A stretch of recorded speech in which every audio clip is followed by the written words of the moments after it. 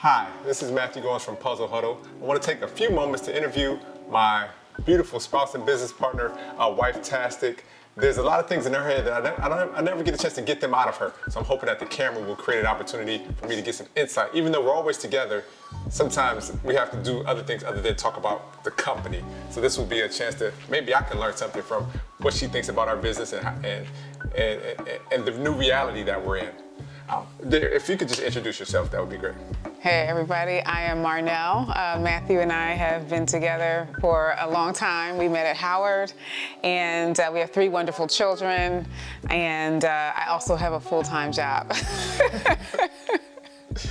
Yeah, babe goes to work. She's not like hanging out here waiting to be a useful accessory or tool for the company. She has a job. So, babe, how would you describe, how did we get here? We went to California with jobs and no kids. And now we're 3 kids. I have a very different kind of job, and we're in DC. Like, what would you summarize as, what were the steps, the big things that happened? Okay, so I don't even know if I have a really accurate description, because sometimes I'm thinking the same exact thing, like how did we even get here? I know that we moved here because I got a new position, but in terms of what this turned into and how it became so big, I think part of the impetus was not just you starting it in Sacramento, but us being able to move here without you having an alternative. And so when you were in Sacramento, like you had this job that was actually starting to become really stressful for you, and that was affecting you in an interesting way. And so I could see that the puzzles were a bit of like a relief in a sense. And remember we talked about coming here, and I was looking for jobs for you, and I don't even think we actually had a conversation about it. I think I heard you speaking to someone about trying to do this full time. And I was just like, this dude is really about to try to do this full time.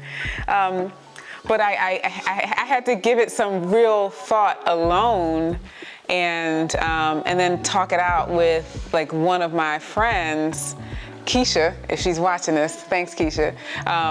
Just saying, you know, this is an opportunity. If this is his dream, I cannot be the one to stand in the way of that. Like if it doesn't work out, it can't be because I said we can't do this. And it can't be because, you know, I'm the one who's saying this is a bad idea or you have to work full time. Like Matthew has to be able to put 100% in it, and if it doesn't work, it didn't work because of maybe it wasn't a great idea or maybe consumers didn't like it. But it can't be because Marnell said this is a bad idea, because I think that would, it was already affecting you trying to see like this freedom tied with like a sense of bondage, and so I didn't want to contribute to that bondage in a sense. So it was hard and it was stressful, like moving across the country with 3 kids and my job and like a ton of boxes, and staying with my parents for a little bit and not necessarily knowing how this was going to work out, but I knew that that was something that you needed in order for you to prosper. And I don't mean like prosper financially, I just mean prosper as like a father and a husband and a man. Yeah, I remember a piece of the story, and when you called me to let me know that you got the job offer in DC. Right. And you were wondering out loud if you should take it. And my reaction to that was immediately, we're taking it. You said that. You did. There were no seconds. I remember I was in the room and I was like, I got the job. What do you think? You said we gotta go. And then I was. So there's a second question that needs to be answered is, well, what am I going to do in DC? Yeah. And I did spend some time looking for jobs. I did too. For you. For me. But something in my heart and my conviction, it gave me the motivation to try to do this instead of looking for a job. One of the first things we did transitioning out of California is we moved into your parents' house. Now I'm not sure how others perceive that as just a transitional experience or as a negative experience or even a positive one, because we were able to reconnect generations and families all in one place. What was being spoken outside of my awareness or even in your own thinking about us taking this time to now move into move our business into your parents' basement and move our kids into the second floor and spend a summer in your parents' house?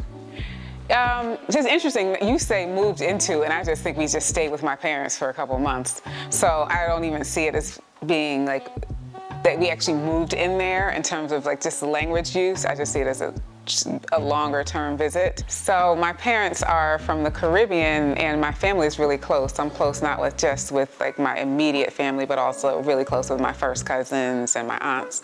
So my parents have had my first cousins stay with them for years. Their nieces and nephews just kind of alternate. I've stayed with uncles and aunts in grad school for years, like 5 years, just living in their house. So to them, it was just a really delightful experience. They're empty nesters. My father is older, and so for them, they loved it. I think the hardest part for them was when we left, to be honest with you, because the house was really, really quiet.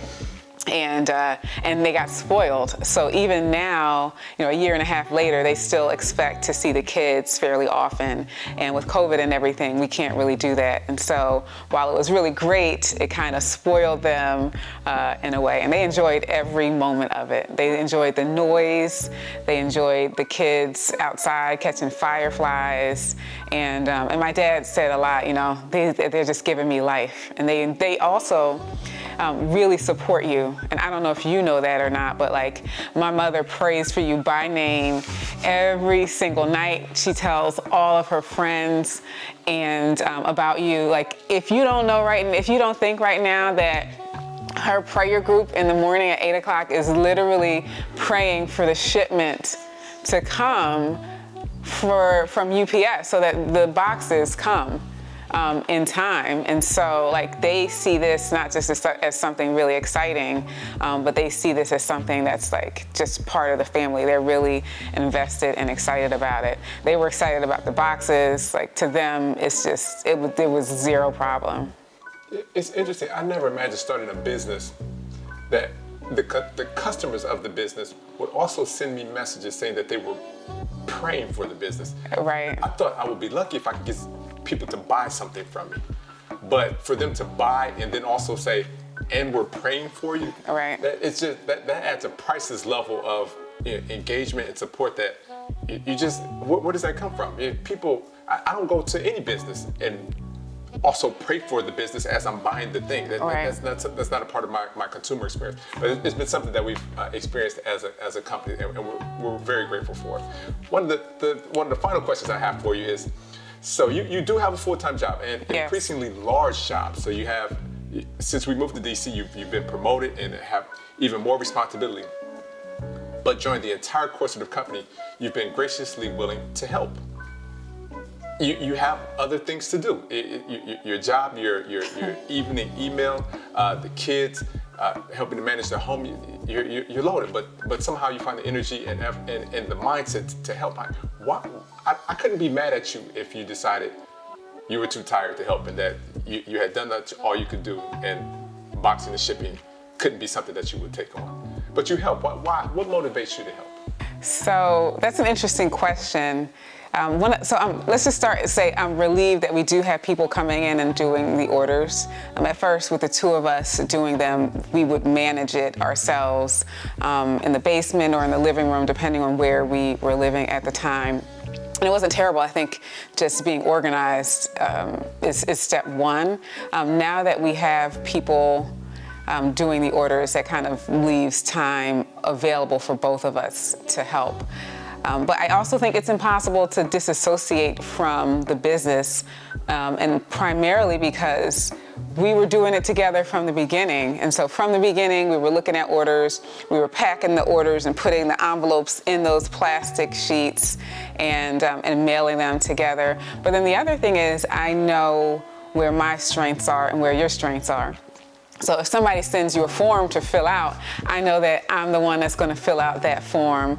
I'm going to be the one to think of the specifics, like fill out the paperwork for LLCs and bank statements and proofread things and make sure that the period is before the quotation mark or fix spelling errors on posts. And so I can't disassociate with that because I also know that's one of my strengths. And so I think that's where, as a team, I can't pull back because my spirit just won't allow me.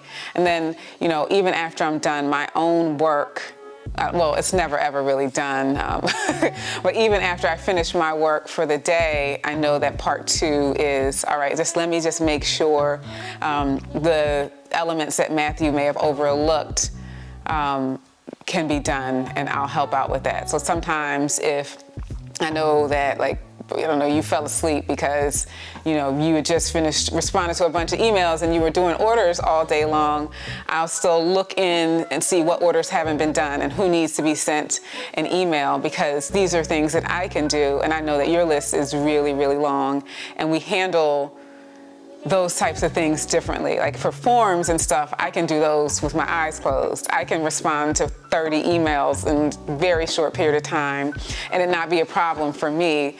And then I see you also as being like a visionary. You need time to think about big ideas, and sometimes those little things frustrate you and they don't frustrate me in the same way.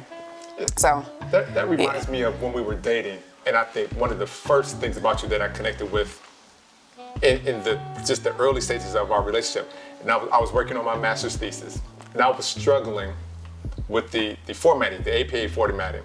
And you very graciously came in, and it didn't seem like a lot of effort. What I had been spending weeks and months trying to identify how to make that APA formatting correct and according to the specs, you were able to do it in it seemed like minutes. So it's the same thing. It's the things that I would just never do or comprehend. You're able to come in and do. I had APA's phone number in my phone. I called them one time too. There's a mistake in this handbook because you said this and I don't even understand what this is. So my attention to detail, that's one of my strengths, and that's actually a talent in a way too, like editing and proofreading and organizing, which helps me in my current job as an interim dean. Putting things together. My PhD is in organizational communication, so making sense out of things, and not just in a way like in charts, which is part of it, but also in terms of helping people to communicate and solve problems. That's a strength of mine, and so it's useful in a lot of different contexts. Okay, well that's it. I wanted to give folks a little bit of insight. Wifey has a PhD. She's a dean at a university, so she's very busy. But graciously, thankfully, she helps me a little bit on the side as she gets home, even through her. A lot on the side. A lot on the side. Please be sure to follow us and like us on Facebook, Instagram, Twitter, LinkedIn, and YouTube. Puzzle Huddle. Follow Puzzle Huddle. Thank you so much for listening to our interview. It's fun for me to get a chance to ask my wife some questions. Hopefully you enjoyed it as well. And we'll bring you some more informational videos moving forward.